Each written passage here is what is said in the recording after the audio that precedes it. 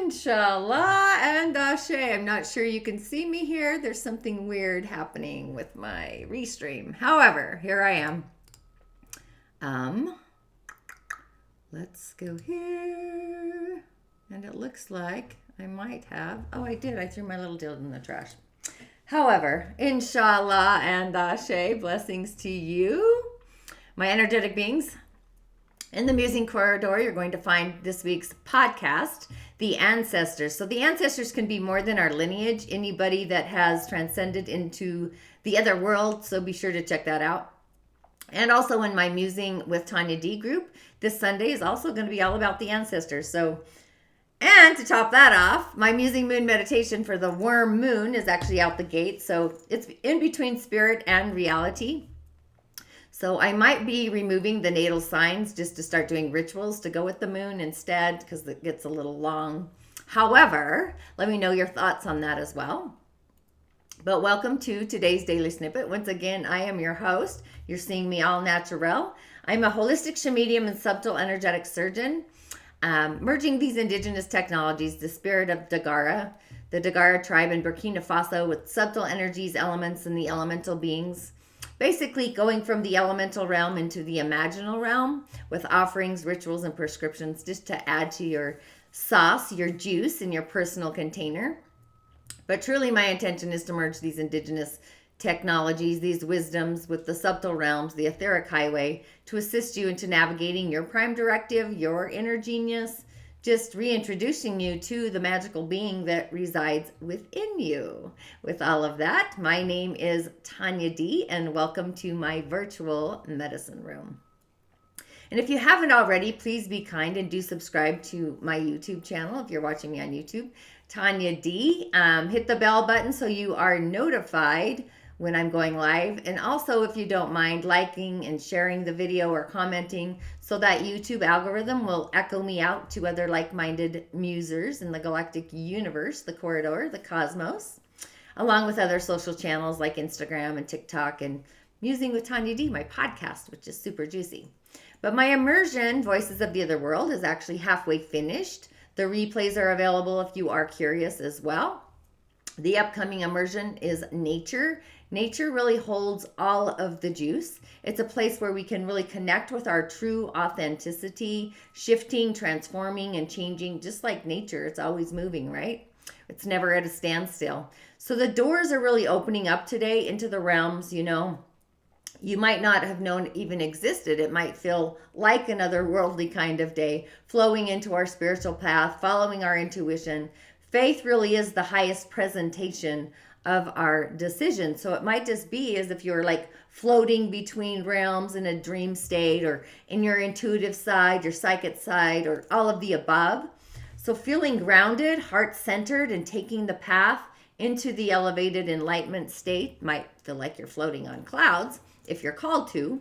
With our spiritual directive online, I really felt called to utilize the seers, the light seers, for the messages. Yesterday's messages were actually awesome. If any of you did connect with the singers of healing or the intuitive singers and added the energy of the RAR to it, that was really super cool. Definitely otherworldly indeed. However, today our first message is from the sun. Who doesn't love the sun, right? It comes with card 19, which, if you know anything about numerology and astrology, the 9 is how we act. It's our actions, our behavior, our character. It's how we're seen in a way, with the flavor and the sauce. And 1 is our sun. So when our heart aligns with our actions and our characters, then we have this ability that's innate to really trust our heart and surround ourselves with love in our container to manifest from that dream space reality. So this is all about joy, inspiration, success, abundance, positivity. So the sun breathes, the sun kind of breezes and dreams us into life and radiates everything that it touches. It's bright. It creates this path of love and this harmonic of love and abundance.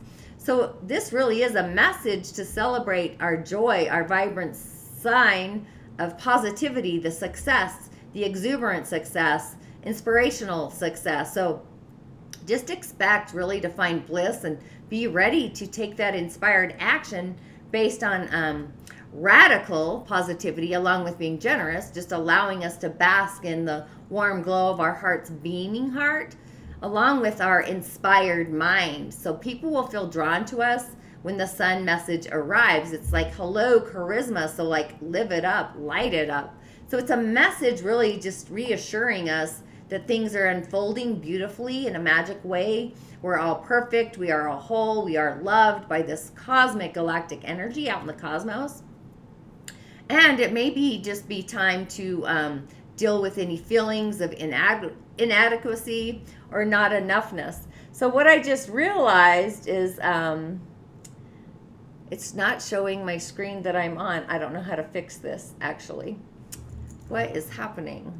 Maybe if no, it's not connected. Maybe if I get rid of that. I don't know. You can't see the sun, however. That's kind of annoying. Not sure what's going on with my dill here. But either way, it is the sun. It's a super juicy card.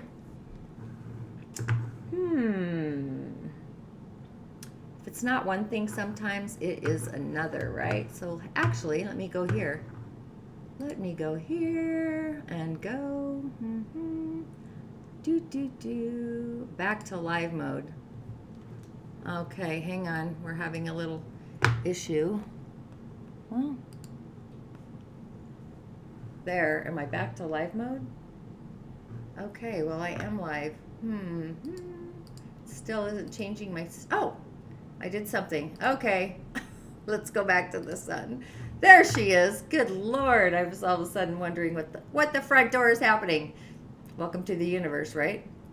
So what happens a lot of times with the sun, you know, the cosmos, it's a feeling. It's time to deal with any feelings of inadequacy or not feeling like we are enough in order to be shiny in our confidence. But the sun, literally, it's on its way, literally, it's the spring to illuminate the corners of our heart and just set our world to blaze with opportunity and inspiration, knowing that we are galactically whole and that we are more than enough and that we shine just like the sun, especially when we're golden and we're happy, and we can find humor in our little shift shows, right? Now that it's otherworldly, however, there might be some delays in shining our light, possibly like my show. Maybe you have a negative mindset, maybe there's some self-doubt, or just maybe we need to kind of need a tune out of that negative mindset and find that heartfelt inspiration, if you don't mind, or if you can. That was just totally funny. I had the wrong setting. Life is cracking me up today. But our next message comes from the Seven of Swords, which I can't believe I pulled this card so many times. So this is like deception and betrayal and taking only what's needed. And the universe really is bearing witness to our true, authentic intentions. And it's like something's getting in the way and being like more strategic in what we're doing. And just how about just being grateful for the resources that we do have and just moving silently yet quickly. Like I've said many times, traditionally this is a warning. So I find it interesting that I've pulled it a few times, but a warning that we must kind of look out for that deception, that betrayal or thievery. And sometimes, you know, we can find ourselves the victim of somebody else's deceit. So this could be a nudge, something to push us to act in alignment with our highest integrity or morality, whatever that is, and just being honest with ourselves about the nature of our reality in the moment. Oftentimes, you know, we pretend that everything is just perfect, it's just blissful, or that we're doing the best we can even when we are not. Sometimes this just shows up as this reckless abandonment, avoidance, you know, not being responsible. So it's time to take what's needed and remember that no excuse really outweighs our ability to act from that place of love and integrity. So we can't deceive our own heart, right? The universe will always bear witness to our truest intentions, our authenticity, the ancestors, you know, because for you, for me, for everybody, alone and vulnerable under the light of the galactic full moon, the only thing that matters authentically is the truth, right? So it's time to move forward with the lightness of conscious to guide us, to be that beacon and act from that place of love, integrity, and morality, allowing the universe to witness our honest intentions Just truly being grateful for the resources that we actually have. And our final message, now that I fixed my streaming situation, which I love this card. Look how great that is. It's the Ace of Swords. I haven't really pulled this card before on my show, but look at that magical beauty. So this is like massive clarity is on the way. A new door is opening up for us, and often unveiling a life-changing idea, a significant spiritual breakthrough, break on through to the other side. So expect this aha moment of lucidity to pierce our awareness, if you can't see that spiral there going right into the crown, to reveal this fresh vision of our future, because this is an essence. And as an essence, it's spiraling into this comprehending, understanding. So use this time to really see things as they truly, authentically are and tune into new beginnings. The quiet insight of our unconscious mind is being made available to us. So we may experience a rapid expansion as our conscious mind integrates this newfound information. So know that nothing can compete with the fierce rays of wisdom and truth, right? So if you're finding yourself with clouded judgment or with thinking that is stalled, it really is time to seek the bright lit energy of authentic wisdom, honesty, and just gathering our discernment, our intellect, our logic, our insight, and just clearly communicating the truth that's actually bubbling up to be witnessed through the earth plane, right? So this really is the truth being revealed. It's clarity. It's that aha moment. So it's these heightened states of consciousness, a memory or a thought communicating victory, success. Really, it's a stroke of genius in a way, seeing our victory, our success, and being triumphant. So experience those brilliant moments of clarity that come in today. And on the elemental highway, now that I've got things figured out here, we have a Yin Rabbit of a day, a Ding Mao, 2 rabbits on the branch along with a tiger, which you saw earlier, but there's lots of Yin wood. Yin Fire born in the rabbit month is actually very strong because the rabbit is the strongest in the spring. They're like elements, Yin Fire, Yin wood, but the Yin Fire mimics the restrained flicker of a lamp, which also reflects on the people that fall under this Daymaster. So they are discreet, they're meticulous, they're subtle. These people look polished and mild on the surface, but this really is an understatement of their true, authentic, real personality. They eventually warm up once you get to know them. So their energy is very expandable. They can easily burst from a candle fire to a big flame, burst into flames, burning everything on their path. They are considered to be intellectual thinkers, natural philosophers. These people love to learn new things in their quest to really inspire others. Fire is inspiration, right? So given their disposal for new knowledge, they pay a lot of attention to detail. But at the same time, they also are kind of like worrywarts. So they might appear as having a fickle mind, if you will, because their minds are always changeable. They're always mutable. Changeable as the wind, especially when their emotions are on the line, on the frequency. So given their unstable mindset, these people can be prickly or impulsive or both, to the point that to know them is impossible. You just don't know where you stand with them. They're also very loving to the people that are close to them. They are devoted, especially towards their parents, which is curious of all things, right? As if they will show that. They'll show that they are close to their parents. They have this tendency to really sacrifice their happiness over others. They need to remind themselves to actually put themselves first, especially when it comes to people that are close to them.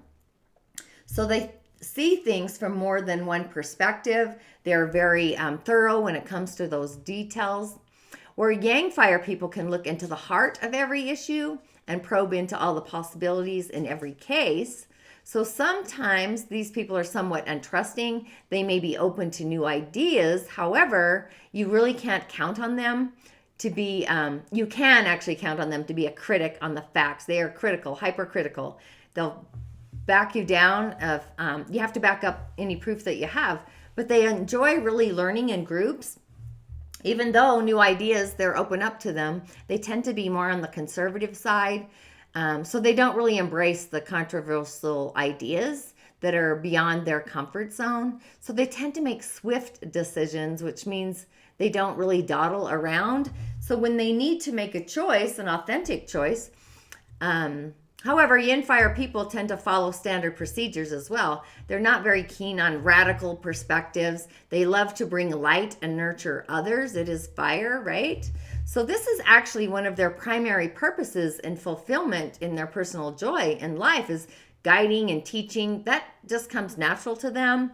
But in its essence, Yin Fire is kind of fragile. It's like candlelight on a windy day. Therefore, when they fail at achieving something, they really get easily discouraged.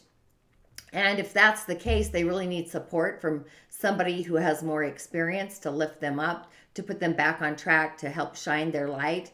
But being that our day, Yin Fire, is strong, especially because it's born during the spring and also in the summer, and it's weak if it's born in winter or autumn, just depending on your season.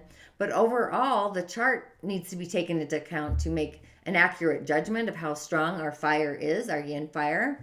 But Yin Fire functions the best if there's a good supply of yang wood, which we do have that. We don't have yang metal except for the timing, but that right there is the winning combination. So yang wood supplies the fuel, or the fool. Yang metal gives them purpose, directive, because Yin Fire forges the yang metal. It turns it into a tool, something useful. It doesn't like yin water, which we do have that right next to it, because it goes directly against their combustion, if you will. But it can handle the yang water. But our day is strong. But a Yin Fire person, if it's weak, they tend to dwell more on their failures. Therefore, they do need support to really snap out of that. And too much earth is also not good, because Ashe, it's all elemental.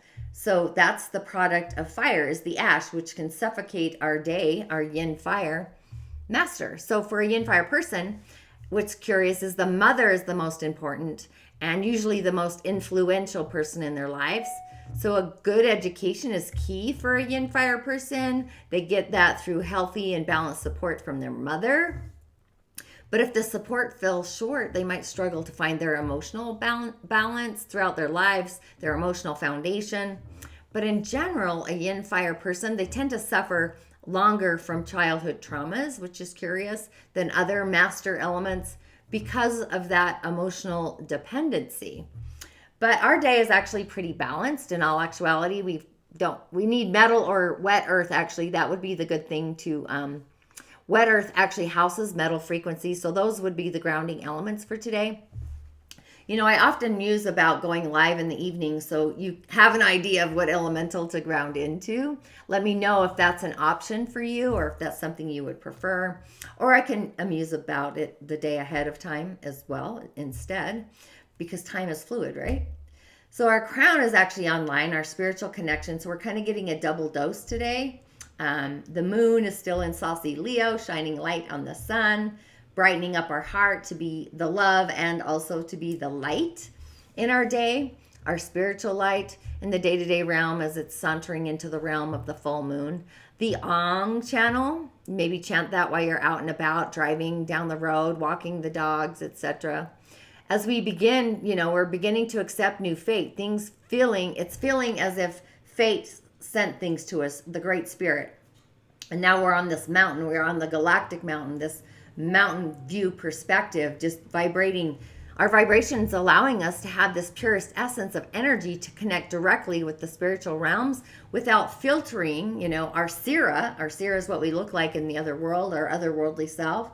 That's actually online to assist us into perceiving from the highest of the highest orders.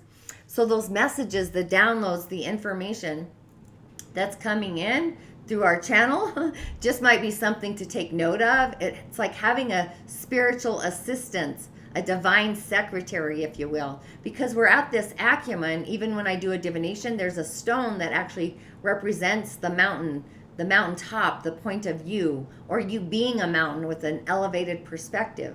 So it's as if Spirit is opening us up to this otherworldly point of view, a perspective that isn't visible in the lower realms below the cloud line, I guess. So it's opening us up to this insight of what to see and what is not to see.